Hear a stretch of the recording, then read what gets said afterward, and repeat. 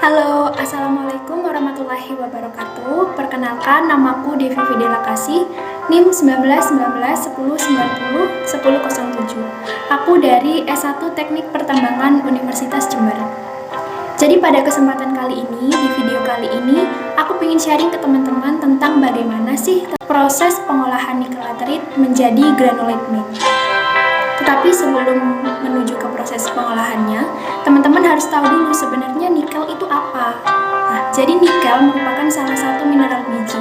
Kalau kita dengar mineral biji, tentunya tidak asing dengan dunia pertambangan. Jadi mineral biji sendiri itu adalah mineral yang terdapat di alam dan dibedakan menjadi dua jenis. Jenis yang pertama yaitu mineral sulfida dan jenis yang kedua yaitu mineral oksida. Mineral sulfida adalah mineral yang berasosiasi dengan sulfur, sedangkan untuk mineral oksida adalah mineral yang berasosiasi dengan oksigen. Begitu pula dengan nikel, karena nikel itu merupakan mineral biji, jadi nikel juga terbagi menjadi dua jenis, ada nikel sulfida dan juga nikel oksida.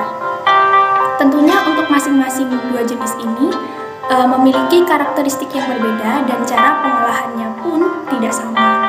Nah, di video kali ini aku ingin lebih fokus untuk membahas mengenai nikel oksida, terutama bagaimana cara proses pengolahannya. Oke, kita masuk ke pembahasan mengenai nikel oksida. Jadi nikel oksida atau biasa disebut nikel laterit itu terdapat dua jenis nih. Jadi dibagi lagi, kan tadi udah nikel tuh dibagi dua. Nah, di nikel lateritnya sendiri itu dibagi lagi menjadi dua jenis. Yang umum ditemui yakni saprolit dan juga limonit dengan variasi kadar yang berbeda. Perbedaan dari kedua jenis ini adalah kandungan Fe atau besi dan kandungan magnesiumnya. Untuk biji saprolit memiliki kandungan biji yang rendah tetapi magnesiumnya tinggi. Sedangkan untuk biji limonit memiliki kandungan magnesium yang rendah dan kandungan besinya tinggi. Kemudian di biji saprolit.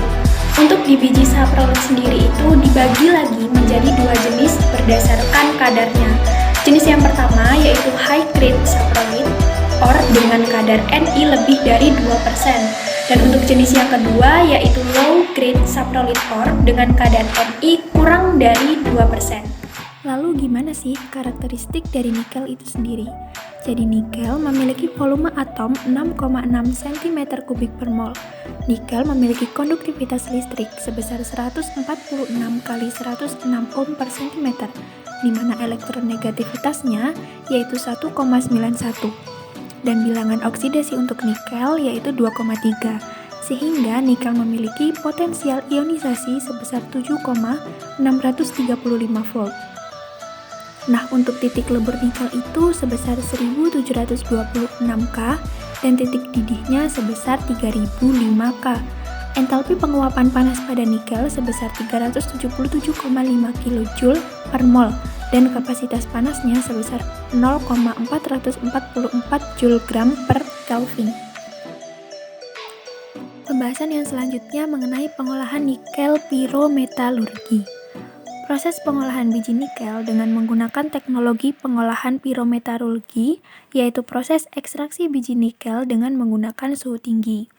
Biasanya teknologi ini digunakan untuk kinerja biji dengan kadar nikel yang tinggi, yakni Ni-nya lebih dari 1,5%. Hasil akhir dari pengolahan teknologi ini berupa ferronikel dalam bentuk ingot dan atau granula nikel matte. Oke, ini kita masuk ke tahapan pengolahan nikel. Jadi pengolahan nikel itu terbagi menjadi 7. Yang pertama yaitu kominusi, yang kedua sizing, yang ketiga drying, yang keempat kalsinasi, kelima peleburan, keenam pemurnian, dan yang terakhir granulasi. Masuk ke pembahasan pertama yaitu ada proses kominusi, di mana kominusi adalah proses untuk mengubah ukuran suatu bahan galian menjadi lebih kecil. Tujuannya untuk memisahkan atau melepaskan mineral pengotor yang melekat pada mineral biji. Rangkaian dari kominusi itu ada dua, yaitu crushing dan juga grinding. Crushing merupakan suatu proses yang bertujuan untuk meliberalisasi mineral yang diinginkan agar terpisah dengan mineral pengotor. Rangkaian yang kedua ada grinding. Tujuan dari grinding yaitu mengadakan liberalisasi berharga, mendapatkan ukuran yang memenuhi persyaratan industri dan mendapatkan ukuran yang memenuhi persyaratan proses.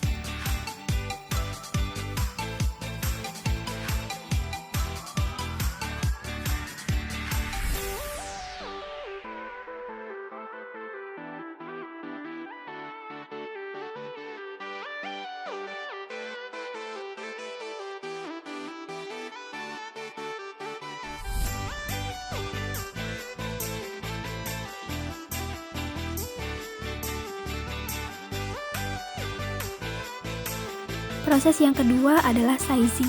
Sizing merupakan proses pemilahan biji yang telah melalui proses kombinasi sesuai ukuran yang dibutuhkan. Pada sizing juga terdapat dua jenis tahapan, yakni screening dan classifying. Screening adalah salah satu pemisahan berdasarkan ukuran lubang ayakan. Kemudian ada classifying sizing. Klasifikasi pada sizing merupakan proses pemisahan partikel berdasarkan kecepatan pengendapannya dalam suatu media. Media yang digunakan yaitu udara atau air. Next, ada drying. Proses drying merupakan proses untuk membuang seluruh kandungan air dari padatan yang berasal dari konsentrat dengan cara penguapan atau evaporasi. Proses drying ini memiliki dua tipe. Tipe yang pertama adalah hard type drying dan yang kedua adalah shaft dryer. Tipe yang kedua ini atau shaft dryer terbagi lagi menjadi dua macam, yaitu ada tower dryer dan rotary dryer. Selanjutnya terdapat kalsinasi. Kalsinasi bertujuan untuk menghilangkan kandungan air di dalam biji, mereduksi sebagian nikel oksida menjadi nikel logam dan sulfidasi. Proses ini berlangsung dalam tanur reduksi. Biji dimasukkan ke dalam tanur reduksi dengan komposisi pencampuran menggunakan rasio tertentu untuk menghasilkan komposisi silika magnesia dan besi yang sesuai dengan operasional tanur listrik. Selain itu, dimasukkan pula batu bara yang berfungsi sebagai bahan pereduksi pada tanur reduksi maupun pada tanur pelebur. Hasil akhir dari proses kalsinasi disebut kalsin yang bertemperatur sekitar 7000 derajat Celcius. Selanjutnya ada peleburan. Peleburan di electric furnace. Peleburan sendiri itu bertujuan untuk mereduksi biji sehingga menjadi logam unsur yang dapat digunakan berbagai macam zat. Selain itu, peleburan di dalam electric furnace dapat meleburkan kalsin hasil dari kalsinasi atau reduksi, sehingga terbentuklah fase lelehan matte dan slag. Kalsin panas yang keluar dari tanur reduksi sebagai umpan tanur pelebur dimasukkan ke dalam surge bin, lalu kemudian dibawa dengan transfer car ke tempat penampungan. Furnace yang bertujuan untuk meleburkan kalsin sehingga akan terbentuk fase lelehan matte dan slag. Matte dan slag akan terpisah berdasarkan berat jenisnya. Slag kemudian diangkut ke lokasi penampungan menggunakan kendaraan khusus. Slag tidak perlu dibuang karena dapat diolah kembali menjadi hal yang lebih bernilai, seperti bahan baku semen.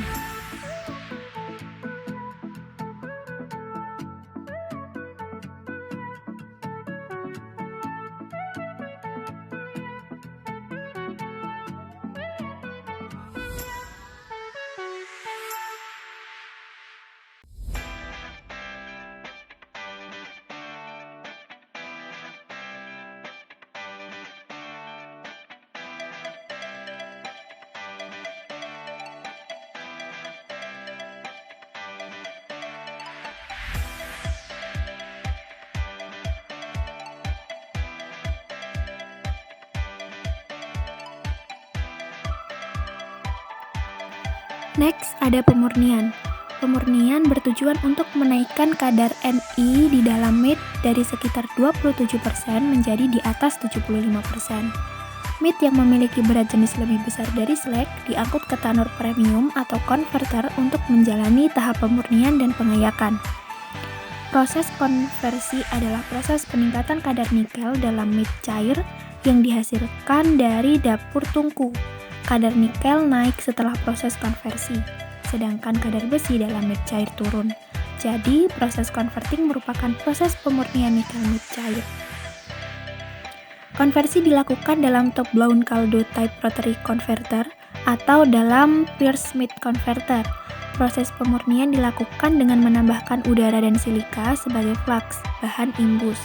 Silika ini akan mengikat besi oksida dan membentuk ikatan yang memiliki berat jenis lebih rendah dari matte, sehingga menjadi mudah untuk dipisahkan.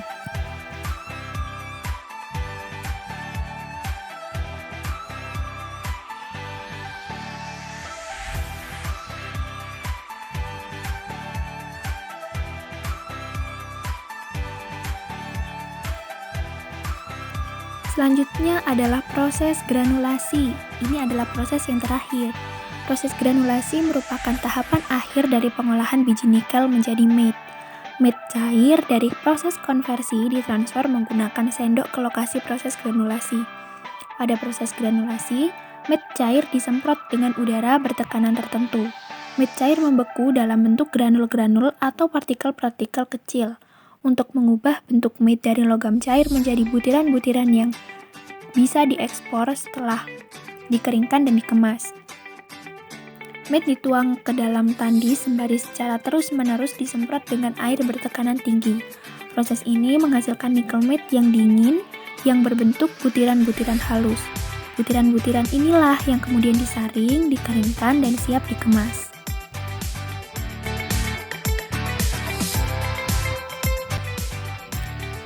Oke, jadi itu tadi proses pengolahan biji nikel laterit. Semoga video ini bermanfaat untuk teman-teman semuanya. Sekian dari aku. Wassalamualaikum warahmatullahi wabarakatuh.